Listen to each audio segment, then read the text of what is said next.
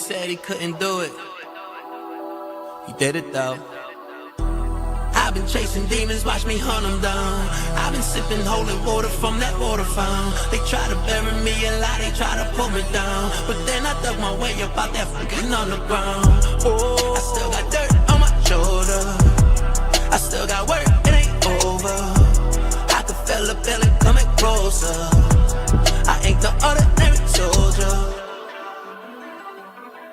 I'm a beast, hope the least you can't contain me. I got pride and honor flowing through the sunlight. I ain't no sheep, I move my feet and beat my own drum.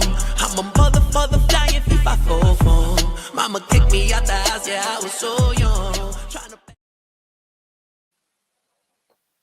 Welcome back to Recognized Game, presented by the Tired Sports Network. I am your boy EB, owner and head of creative of In My Bag Apparel. With me, as always, my younger brother, head barber at Bully's Cuts and Styles in Denver, Colorado. CB the Bully, what's happening, homie? What's up, my boy? How you feeling? I feel good, man. How about yourself?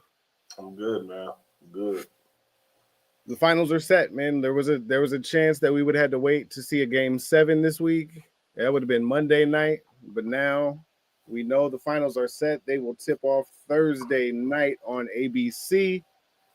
The Indiana Pacers, the 4th seed in the Eastern Conference, will face the number 1 overall seed in the NBA, Oklahoma City Thunder.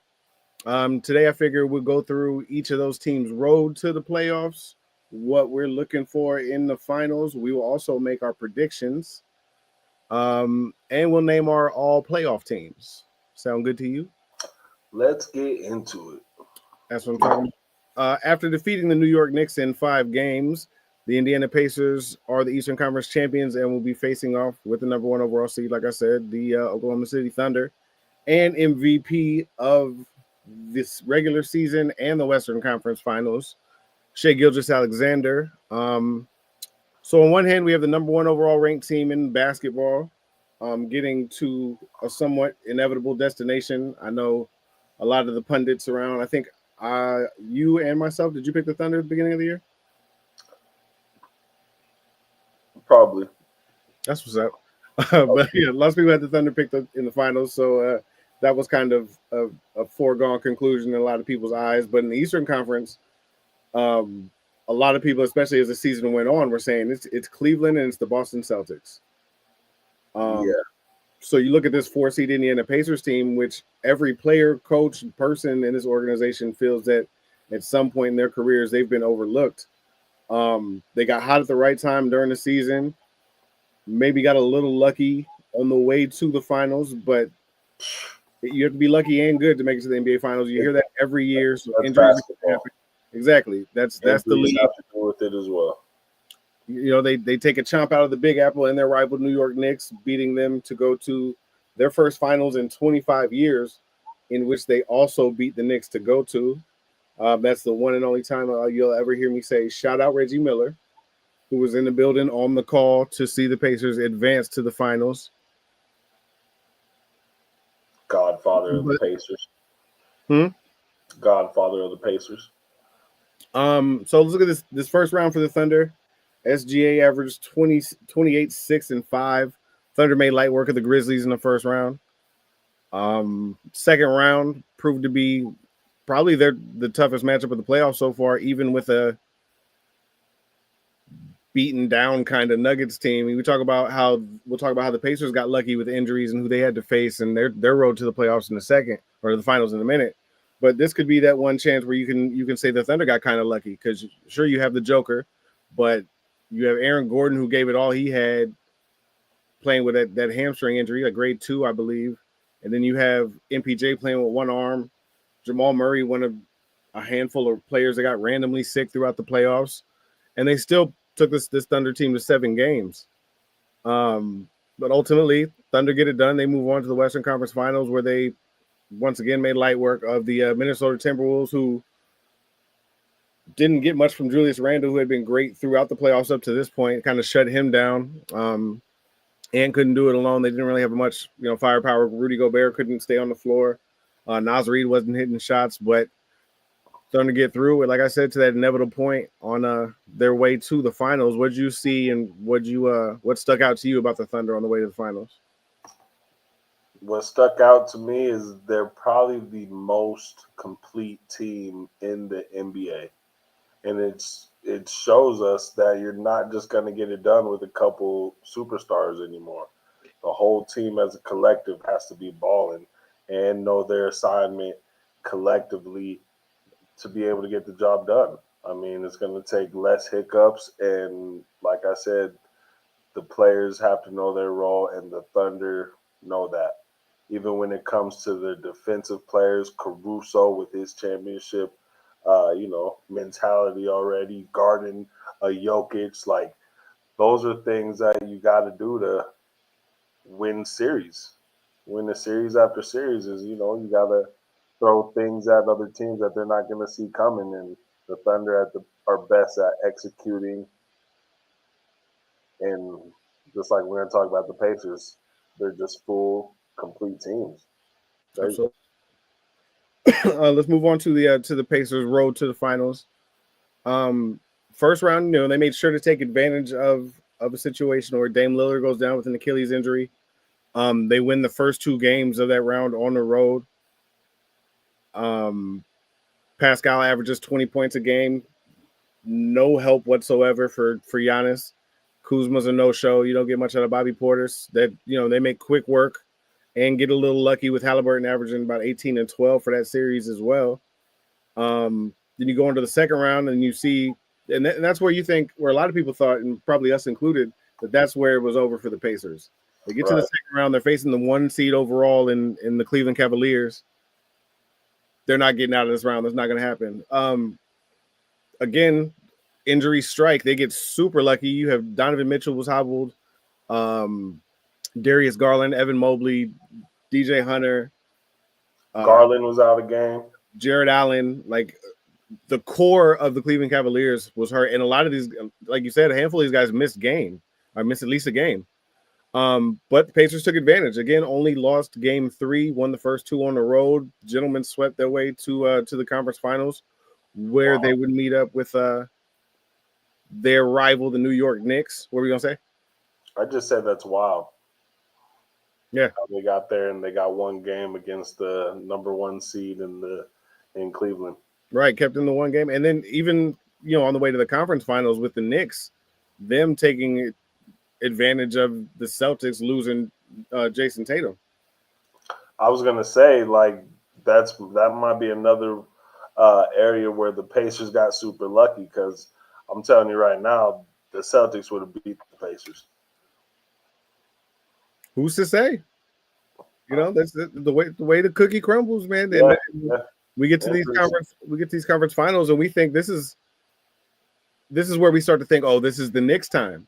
The Knicks are going to get to these finals. The Pacers can't hold Jalen Brunson, who's been doing it in the fourth quarter. Cat having a solid playoff run. That's true.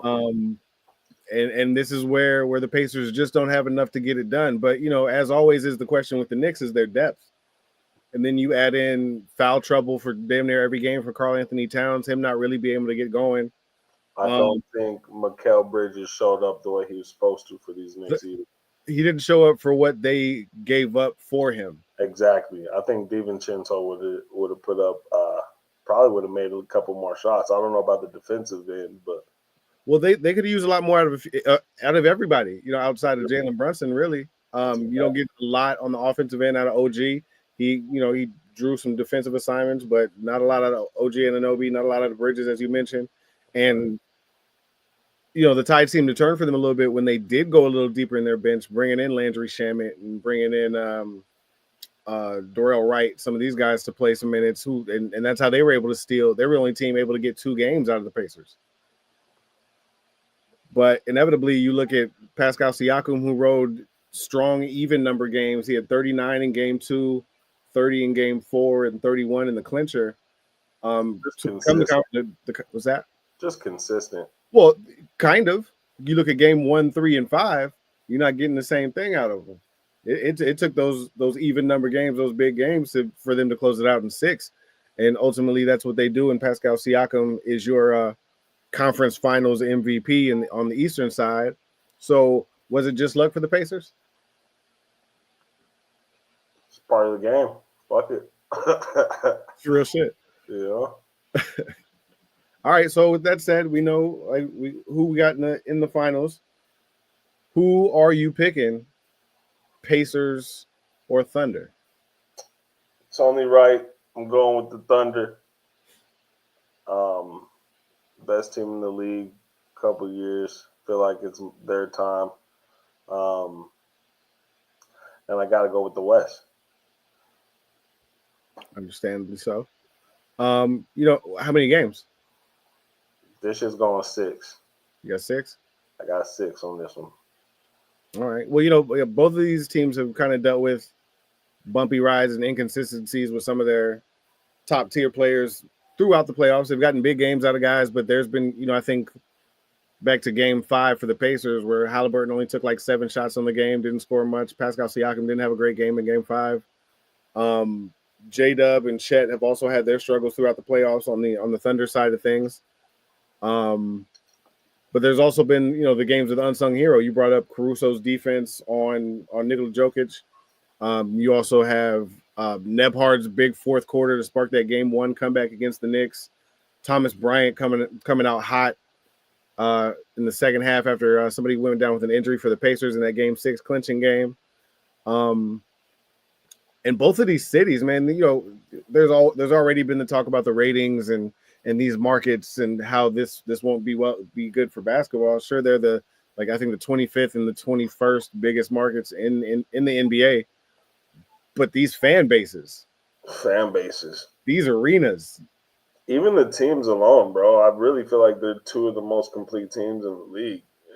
I agree, but I'm like, it's gonna be good basketball too, and the fans are gonna be amped for that shit as well. Right. And it's not the sexy matchup, but it's gonna be a great basketball matchup, especially when you add in those atmospheres in Oklahoma City and Indiana. The fans are gonna be crazy. We're gonna get a lot of that competitive juice flowing. Hopefully the games can match up to what it'll feel like inside those buildings. But it's gonna be electric in both places. All that said, I'm going with the team whose star player's life is consistency. We heard it out of SGA with the ups and downs that both teams have had throughout the playoffs. The most consistent player on both of these teams has been SGA. So, when you're second and third best player, and when it comes to Chet and J-Dub, Jalen Williams, yeah, they are at the point where they're playing some of the best basketball of their careers going into the finals. These last couple of games against Minnesota, you can really see Jalen Williams and Chet Holmgren starting to round into form. Man, that core. Yeah, and they're not going anywhere. So I got them 3, Dort and Caruso. Keep them together. Oh yeah. I think I'm taking the Thunder in 6. I think it might be generous. I think the Thunder could get it done in 5 games. But with what those big games that Siakam's had, the one that Nebhard had, I think Indiana could steal 2. So I'm gonna say 6, but I think the Thunder could close out in 5. It's gonna be good basketball. All right, let's go to our all playoff teams, man. Who you got? Give me your first player on your all playoff team. I'm gonna go with Chet. Put Chet on there. He's really he's playing way above standard for a 3-year player, 2-year player. One of those. He was hurt for the first one, so yeah. As is the case with 7-footers, it's like a requirement. You got to take a year off. Red shirt real quick. Type shit.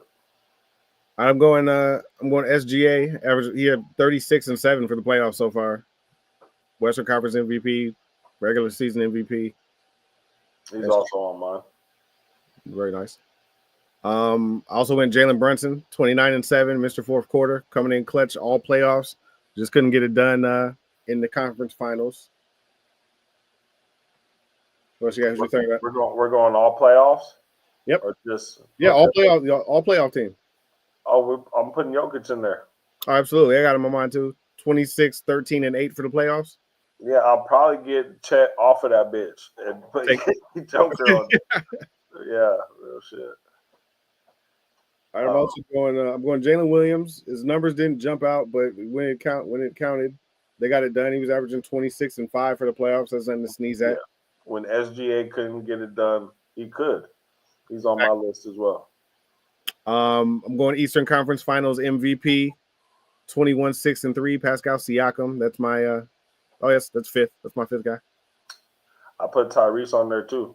Yeah, Halliburton on yours? Yeah, man. Who didn't you have that I had then? Who you taking off of my list?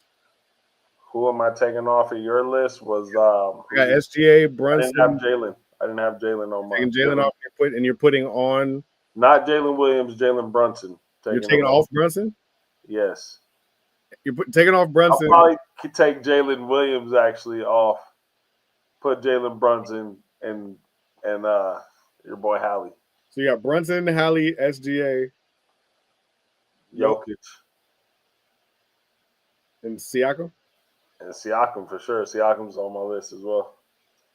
Who you got for your sixth man? Is that where you're putting J-Dub?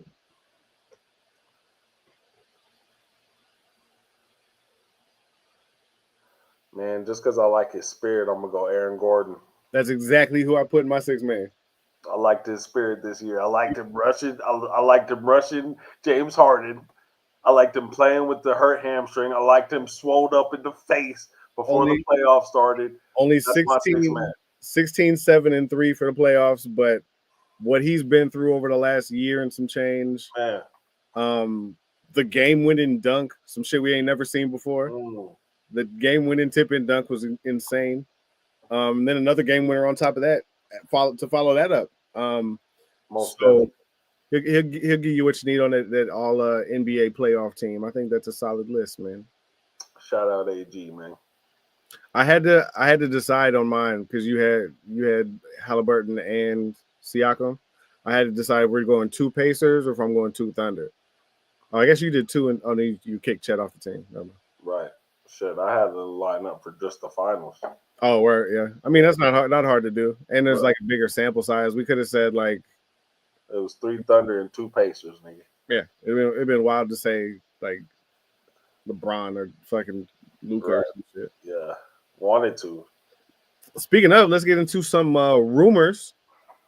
We'll start with the Lakers. They are said to have their eyes on a center, and we knew that even before AD was leaving. But their eyes are on Domantas Sabonis. I love it. I like it. I mean, a playmaking big, plays both sides of the ball with Luka and Bron. They're said to covet him even more than like a KD or any guys like that. Like they're like, yeah, no, we're not trying to just run back 2022 with Carmelo and shit. We ain't doing that. Super teams, yeah. Like their number one target seems like is Sabonis, and I think that's a good pick, young pick. Sabonis doesn't look happy over there since he got the Bulls over there. Oh yeah, since they blew that whole team up, they might as well let him go. And a pairing of him and Luka together for the foreseeable future. Beautiful. Why not? Like the early 2000 Mavericks right now. Elsewhere with our Denver Nuggets, they might be the favorites to land the Pelicans wing Trey Murphy III this offseason. Which I think we've talked about how there's going to have to be changes in Denver. We see Adelman got the coaching job locked down, which was crazy to me. Crazy shit. But we'll see probably a guy like MPJ will be out of there. And if that's the case, and you can bring in a Trey Murphy III, who's not as tall as MPJ, but 6'9", plays defense, which is something that MPJ is not able or can't or won't do. Right. Plays great defense, can shoot, bouncy, athletic dude. You bring him in with Murray, Jokic, and I hope they bring back Westbrook for next season. That's just a hell of an addition. It gives you what MPJ gives you plus defense. Yeah. Hustle. Why not? Hustle as well. MPJ run like Forrest with the brakes still on. And then the Mavericks are looking for guards. And on their radar is said to be CP3. It's not 100% that he returns to San Antonio. Drew Holiday. We know changes are coming in Boston. It'll be interesting to see what happens there. Blow it up, Boston. You blow it up? Like by blow it up, what are you saying? You saying get rid of one of JB and I say let JB fly, man. Let JB fly. I had a good scenario for that too.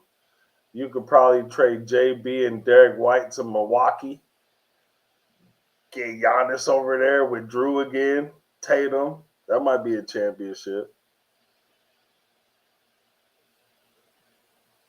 It might work, you know what I'm saying? If they have to blow it up, you send JB and Derek White anywhere, they're contenders.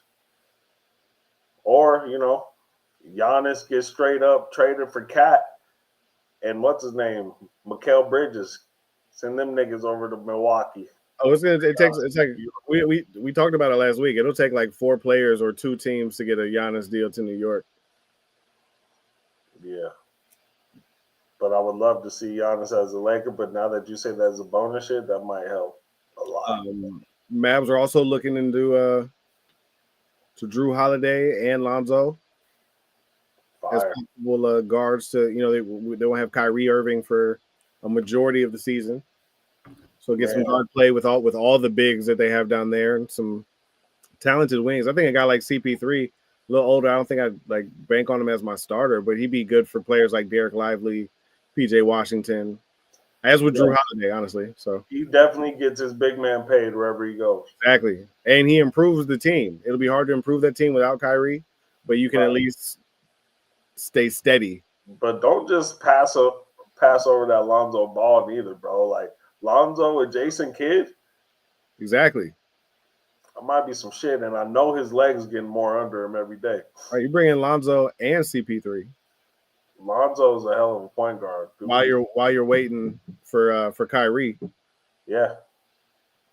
I mean, why not do a little something like that? I'll be watching the Mavericks. I'm not hating. AD, he was a Laker. You want a ring as a Laker. I can't hate all the way. That's big of you. All right, now on to some disappointing, I guess we'll say at least. Definitely disappointing. Zion Williamson, man, accused of sexual assault, domestic abuse. I think there was even like almost like a kidnapping charge. It is important to note that this is a civil case, so there aren't going to be any criminal charges brought against him, which I think is interesting. This also stems from a girl that said they dated back starting his freshman season at Duke up until 2022, 2023, somewhere in there, where he got violent. And there's some details about some of the alleged attacks and things like that. I just hope that you never want to discredit a victim or take away their pain or anything like that, but you always have to immediately think in situations like that, what if this is just a money grab? I saw it's an undisclosed amount, but I did see a number like 50 million was what she was suing for, something like that. And especially for it to just be a civil suit, You're right. And the thing that's wild to me is, and we talked about how Shannon Sharp was too old and been famous for too long to fall for that okie doke. The thing that gives me cause for pause is this started his freshman season at Duke. If we knew who he was before his freshman season at Duke, what's to say somebody else didn't know who he was before his, you know what I'm saying? Yes, he was the most famous teenager before college. So it's just wait to get more details. But I hope for his sake that it is not true. But if it is, then he deserves everything coming his way. Yeah, and we know where the on-court karma coming from. Shit. Right. If that's the case, man, then what's his name? Ben Simmons got off easy. Now it is time for our newly graphic segment.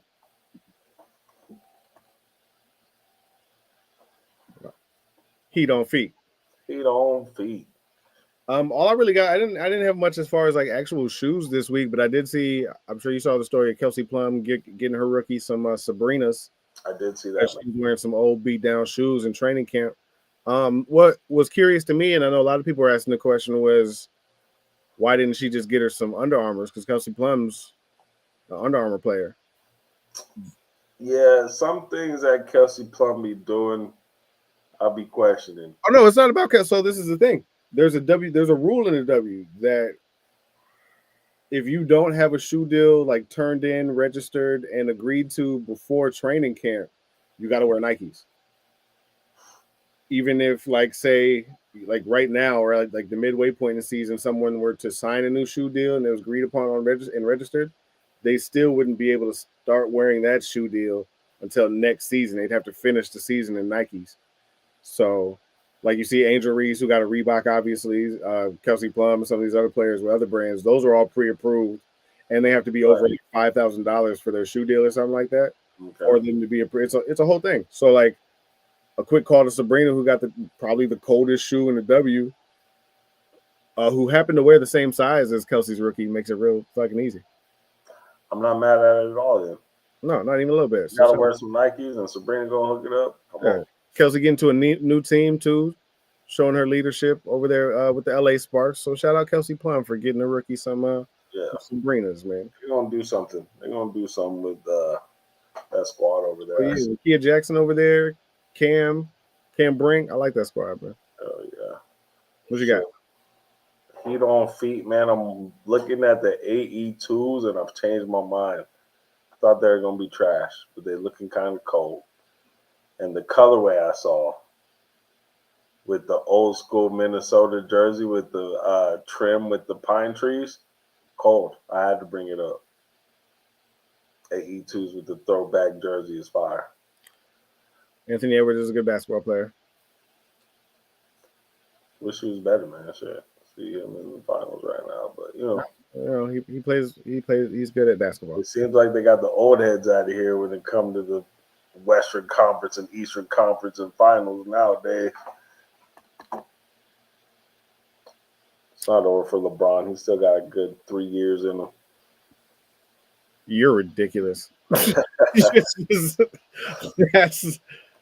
ridiculous. Chat, what you think? He got 3 more years left in him? Bron? Only you and LeBron. You and LeBron are the two people that think that. You, LeBron, and Mav. And Vince Carter. Yeah. No, Vince Carter thought he was done 2 years ago. Vince Carter could still windmill in a suit. You're just trying to get people hurt. I believe in these legends, my boy. Like, Vince is damn near 50 now. Just leave him alone. He doesn't have to prove nothing anymore. Oh, man. Who you getting at L2 this week? Oh, man, I'm going to give it to 2 people this week. Jasmine Paolini had a tennis match recently, and she won. Who was it? Jasmine Paolini. Oh, hell yeah. She threw her towel into the crowd, and 2 fans were tugging on it, fighting over it, and could not get, and they wouldn't stop fighting over it, right in front of Jasmine. So Jasmine took the towel for both of them, gave it to a different fan. That's weird. Got to give the L to the fans that could not figure it out when it came to Jasmine Paolini's tennis towel. Sweaty ass towel. Yeah. All right, cool. Definitely worthy of an L. I guess Jasmine Paolini, dope. I didn't see any of the game, but I saw that. That went viral. Gotta be with that kind of motion on a sweaty ass towel. Shout out Paolini for having motion on the tennis. Shout out, who is it again? Jasmine Paolini. Hey, shout out Paolini. Hell yeah. Yes, sir. Congratulations to the Oklahoma City Thunder and the Indiana Pacers on making it to the NBA Finals. Tyrese Halliburton hold this L. While they're announcing the conference finals champion and getting ready to hand out the Eastern Conference Finals MVP trophy, as Ernie Johnson is speaking about the player that earned this trophy, there's somebody's camera that caught Tyrese Halliburton throwing up peace signs because he thinks his name's about to get called. And when he goes to step to the front of the line, EJ goes, and that player is Pascal Siakam. So hold this L, Tyrese. Were you expecting that? Somebody caught you thinking you were winning that award. I think it could have gone to either one of them. I didn't know which one to go to, but I thought it'd go to one of the two. But I just thought it was fun. I just saw that video this morning. With Drewski doing it after, that shit was hilarious. That shit was funny as hell. So congratulations. I'm excited to watch y'all in the finals. I didn't pick you, but you're holding that L this week. You are holding that L this week. I didn't have any talking snack, but I just want to show the graphic again. So let's look at it. Bang! Talking snack. All right. That was it. Shout out to the summer, man. All right, who you got? Bully of the week. I'm gonna have to go with the crew, the TNT crew, NBA on TNT, for having a successful run at one of the best basketball, maybe the best basketball show we've ever seen. Oh, I give Shout out to the legends, Shaq, Charles, Ernie, and Kenny. Can't wait to see what you guys do next. But thank you for all the memories. Been consistent through most of our childhood to adulthood, from playing basketball to talking basketball. Shout out to the crew. I'm excited to see them ESPN, especially because of all this shit that Shaq's talking. Oh yeah, he looked like Shaq gonna do some wild shit. He gonna do some record breaking shit up there. I want to hear ESPN some of their responses to what Shaq said as they were going off the air. I'm curious about that. I could have also gave Kenny could have took the L this week after Shaq said the F word on the show, and then Kenny did it again, but Kenny like giggled after he did it, like he was doing something naughty. He could have caught an L for that, but shout out to the TNT crew, man. Ernie's more edgy than Kenny. Oh yeah, for sure. My bully of the week is American Ninja Warrior. I was just wondering like what I was gonna do. We're in the finals now, so basketball's almost over. We got the W, so that'll be cool. Also, shout out to Ocho. We'll get some random sport-looking things happening on TVs, random Mondays soon. But American Ninja Warrior starts tomorrow. Ain't no basketball on. Sure, there's like Monday Night Raw, but I need some more competitive things happening around. So we got American Ninja Warrior kicking off. I'm gonna get back into that, man. That's the athletes by name. I don't know if I know some of them still, but like I started off watching early Ninja Warrior. Like there's a cat that is from here. Actually in my class. Mm-hmm. Yeah, it wasn't not just from there. there. The Wolf or something, I think. Huh? His nickname was like the Wolf or something. I don't know about all that, but it was Lauren Ball. Shout out Lauren, Thornton High School alum as well. T-Town. You got anything else, man? Nah, man. Shout out to the summer. I'm grilling all summer. Burnt ass steaks at CB the Bully's crib. Ain't nobody doing steaks. I'm good on steaks. Jerk chicken, salmon, burgers, links. You know what I'm saying? Good grilling. Oh, yeah.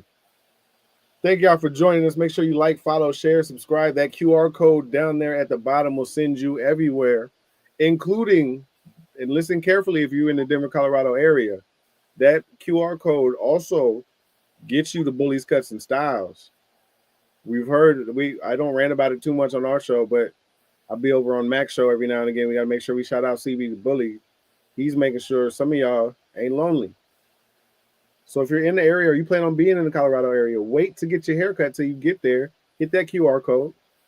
Find Bullies Cuts and Styles right there on 16th Street. They got the digital marketing up there now, all crazy. Down on the streets, you can find the bully and what he does.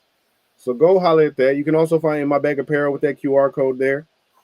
All of our social medias, TikTok, Facebook, Instagram, other things, YouTube. That's it for me, man. Yeah, come down to Bullies, man. The streets all cleared up. 16th Street's looking good. People want to be down there again. And, yeah, it's a summer takeover. Appreciate y'all. We'll catch you next week. Recognize game.